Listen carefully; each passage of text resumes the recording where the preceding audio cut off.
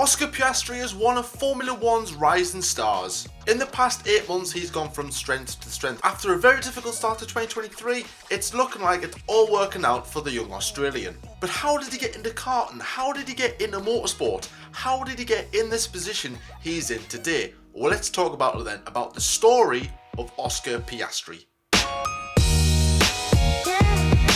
But before I jump into this video, then please drop this video a like and hit that subscribe button. I did say I wanted 100 subscribers before the end of the season, and we smashed it before we even hit October. But yes guys, if you wouldn't mind, please hit that subscribe button. It would mean a lot to me. And let's jump into this video. So Oscar was born on the 6th of April 2001 to Chris and Nicole Piastri. He was born and raised in Brighton. No, not that Brighton. This Brighton in Victoria.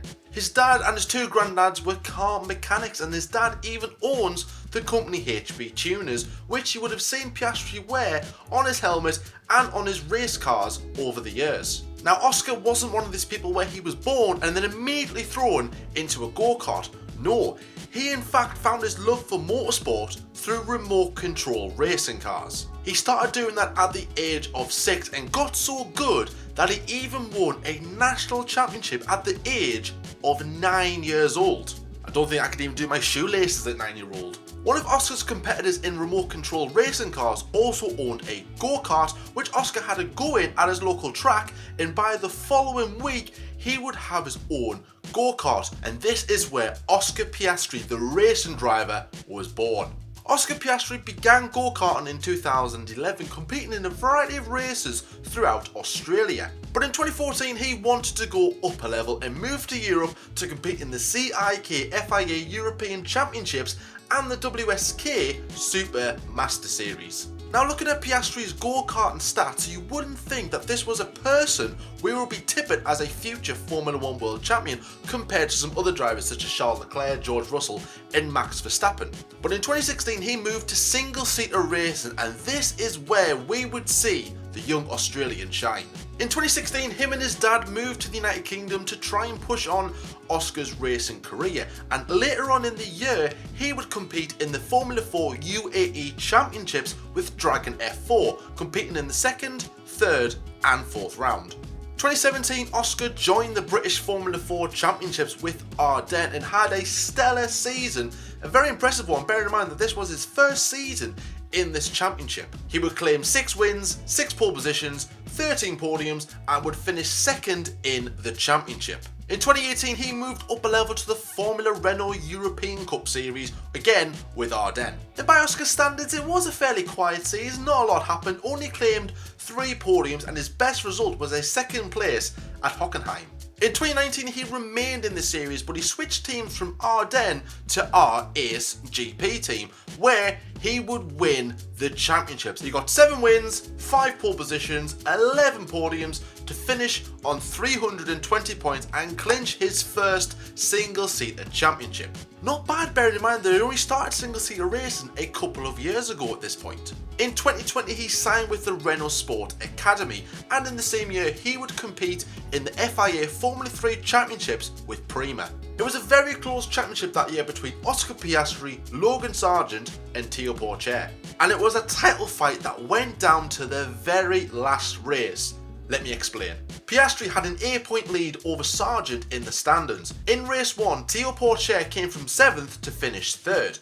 Piastri failed to score points after starting 16th, and Sargent finished in 6th to leave both drivers on 160 points going into the final race. Liam Lawson started race 2 on pole position, with Sargent, Pourchaire and Piastri starting 5th, 8th and 11th respectively. Sargent however was forced into retirement on the very first lap after a collision with Zendelli, eliminating him from title contention. Pourchaire made multiple overtakes to eventually finish 3rd behind race winner Liam Lawson and David Beckman. However, this was only enough to take 2nd place in the championship, as Piastri finished 7th to claim the title in his rookie year. So 2 years, 2 championships. Very, very impressive. So therefore, the next logical option for Piastri was going to be Formula 2.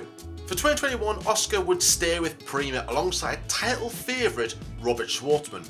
Heading into the summer break, then Piastri led the championship by 8 points to Zhou Guanyu, who was in second, and 17 points to his teammate Robert Schwartzman. However, this season wouldn't end in dramatic fashion as his 2020 season did, because Piastri would go on to dominate the final 4 rounds of that season, winning 5 out of the remaining 12 races. He claimed the title at the final round in Abu Dhabi, so that's 3 years and 3 championships for this young, exciting driver. So surely the next step for him is Formula 1 in 2022.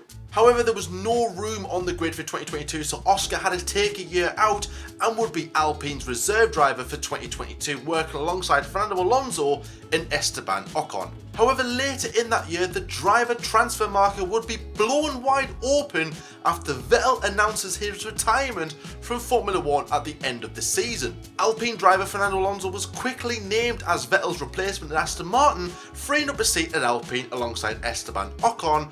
So therefore, it made sense, it was obvious that Oscar Piastri was going to drive alongside Esteban Ocon for the 2023 season.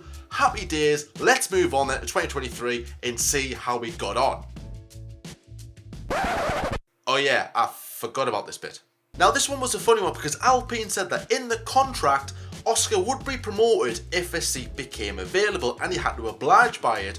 But Oscar, knowing that Alonso was secure for 2023, Ocon was secure for 2023, so therefore he decided to look for a seat himself going against Alpine. Alpine disputed this and took it to the FIA's contract recognition board to decide whether or not Oscar had to sign with Alpine or if he was free to sign for another team. The court ruled against Alpine during the Dutch Grand Prix, and not long after that it was announced that Oscar Piastri would be driving for McLaren alongside Lando Norris. Now at the start of 2023, McLaren themselves admitted that they went in the wrong direction for car development and pretty much wrote off the beginning of the season. And to be fair, I'm not surprised because their performances was very, very bad. They were at the back of the grid, a few retirements, it was not a good start. However, in Australia, Oscar Piastri, at his home race, literally his home race, he grew up 15 minutes or so away from the circuit, would score his first Formula 1 points by finishing in 8th place. McLaren brought major upgrades that transformed their season in Austria. However, Oscar would have to wait a further week to the British Grand Prix to get his, but as we all know, the British Grand Prix would be a one to remember for McLaren fans. Lando Norris qualified second and Oscar Piastri qualified third. Lando Norris would finish the race on the podium. Oscar Piastri missed out on his chance, finishing in 4th place. He got screwed over by the virtual safety car, then it was upgraded to a proper safety car. He got missed out by that, he got jumped by Lewis Hamilton, he missed a chance on the podium, but we all knew one day that this young kid would be on the F1 podium. After a few decent results, he would get his first podium finish, albeit in the sprint race at Belgium in a very, very impressive display, and that was where we truly saw the pace of Oscar Piastri in that McLaren. He would grab his first official podium in Japan a few weeks later. And most recently, he won the sprint race at Qatar despite being chased down by Max Verstappen for like the past 5 or 6 laps. Once Max Verstappen overtook, I'm thinking, oh, that's him done, then Max Verstappen will catch up Oscar Piastri. But he did a thrilling race. He kept that gap about roughly 2 to 2.5 seconds. It was a very, very impressive drive, and I think a little glimpse into the future as to what Oscar Piastri can do if McLaren build a car that is just as good, if not better, than the Red Bull.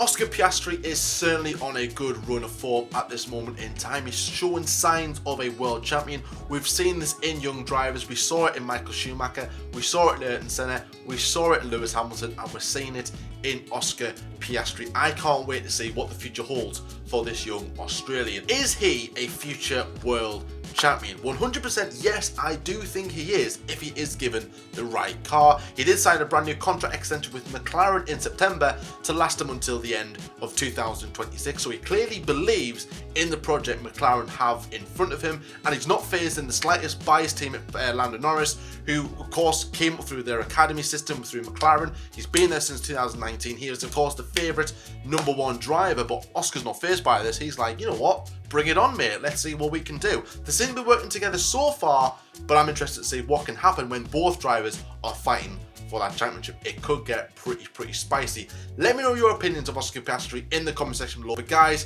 thank you so much for watching. As always, please drop this video a like and hit that subscribe button as well. We're doing very well at this moment in time. Really did hope you enjoyed this video. Leave your feedback in the comment section below. But guys, thank you so much for watching. Take care of yourselves, and until the next time, I'll see you later.